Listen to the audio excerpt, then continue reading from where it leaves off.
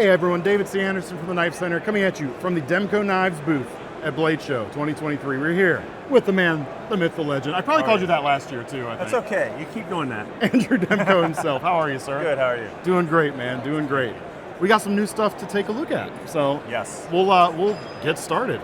Okay, this is it's new, coming out late this year, fourth quarter. These are prototypes of what's going to arrive finally, but here we go. This is tentatively a shark tub, a small shark lock. It's 10% smaller basically than our 20.5.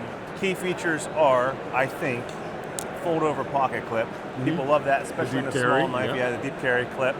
That is ambidextrous. And that it's in 20 CV.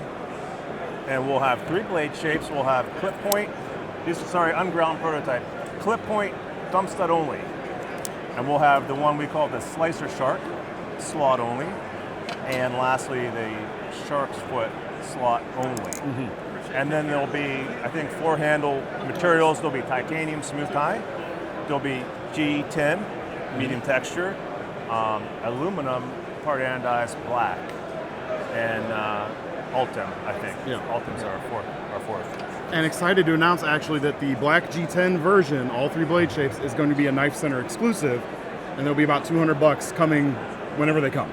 Yes. Yeah. Which we're super excited about. The size is really quite nice. I'll pick up the aluminum one since that blade is more finished. Yeah, the handle is kind of a neat evolution of the 20.5. A little smoother out here towards the back, so if you've got bigger hands, they can just come off the edge, no problem. Nice and slim. It's like 2 3/4 inch blade. It should be 2.5 cutting edge. 2.5. 2.5 cutting edge. Okay. Yeah. So a little bit more than that. Tip to scale. Yeah, I mean that's a winner. And the blade stock is thinner than the 20.5. The handle thickness is thinner than the 20.5. And you correctly said that we couldn't just scale. We wanted it to be 10% smaller, so we couldn't just scale it down because then it doesn't fit in anybody's hand. So we had to scale it down and then alter it a little bit to actually make it still really good in the hand for a small knife. And I love that you're having the ambidextrous qualities, all that. Great thing about the original, still intact here. And that's just going to be a sweet, smaller carry, man. I don't know what much more to say about it, quite honestly. There you go. And big pivot. People love the big logo pivot. So So right from the off, going with that. Excellent. Yeah. Looking forward to that for sure. Next up, we actually still have some of these in stock here at the Knife Center. The U.S. version, we'll call, of the Free Rein. Why don't you tell us what makes this one extra special? So on this, the USA Free Rein Magna Cut, we have the original Free Rein that is in 10A, which you may have in stock. And then we brought in the sheaths and the handles, and we made the USA-made Magna Cut blades in-house. So we cut, machine, we send out for heat treat and grinding, but this American-made blade in the imported handle, so we can get the price. We can give you a really attractive price on a really good piece of steel and really good handle and sheath. Again, same thing we're talking about with the G10 Shark Cub. Sorry, brain fart. $200 for this knife right here. I mean, that is a very, very good deal for what you're getting, I would say. And the sheath is still the same, breakdown design. Yeah, same. Take down the sheath with the nylon and then the glass-filled nylon frame for strength and rigidity. Take it down, clean it out. Yeah, good stuff. Still in stock right now, at least at the Knife Center. Right now while we're filming this, but may not be forever, so make sure to check out our Demko section there.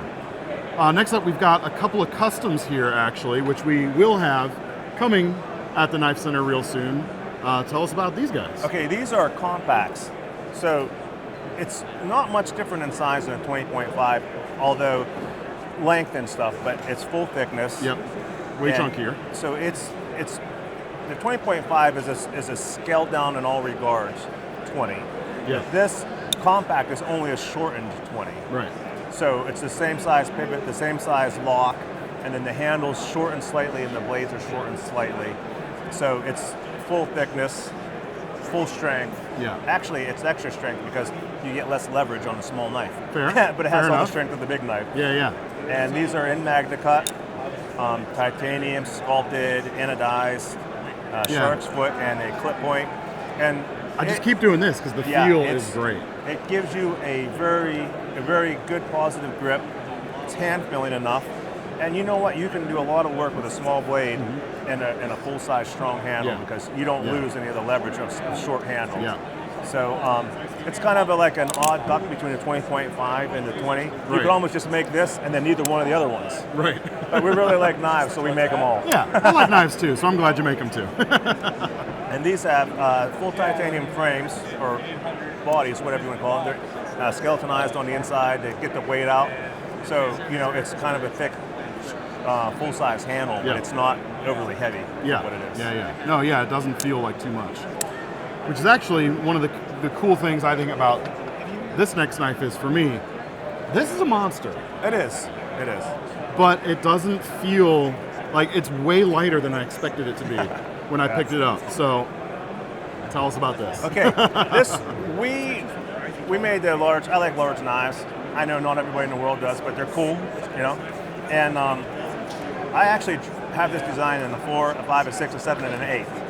This is almost a 6. Yeah. It's 5. Yeah. It's like 5.6 or something like that. It's 5.86, I think. And the full titanium frame is all milled. It's completely, pocketed out, skeletonized out. So we have all the weight possible out of this knife. And then, it's got the 3/16 blade, but the hollow grind is thin here, all the way up, and then it's strong and thick here, and it's a big wheel, so you can get a real shallow dish. You can take a lot of material out, but keep material down here where it needs to be thick and hard. So it gives you an impressively strong knife, but an impressively lightweight knife as well. That scared me a little bit in doing that. You try it. Okay, oh gosh. Got any bandages handy? We have a whole first aid kit. I'll stand back. So what's the name of this one? Well, we unofficially... Still working on that? I always carry one. So we called it the Megalo lock because... Megalodon shark lock? Yeah, sure. It's a trademark name. That's number 3. This is number 2. I've carried this for like a year. People say, well, what do you do with it? I just walk around and chop branches. I don't know. But it's only a Megalo lock because it's a big shark lock. It's a shark lock scaled up, and I wanted another trademark name. Sure. So there you go. Dude, it's one of those ones that it's like, I don't care why it exists, I'm just glad it does. Yeah. Because it just puts a smile on your face. Some people don't get it, but you know what? I don't expect everybody to get it. Right, It's just, right. Gosh. There you go. Man, oh man.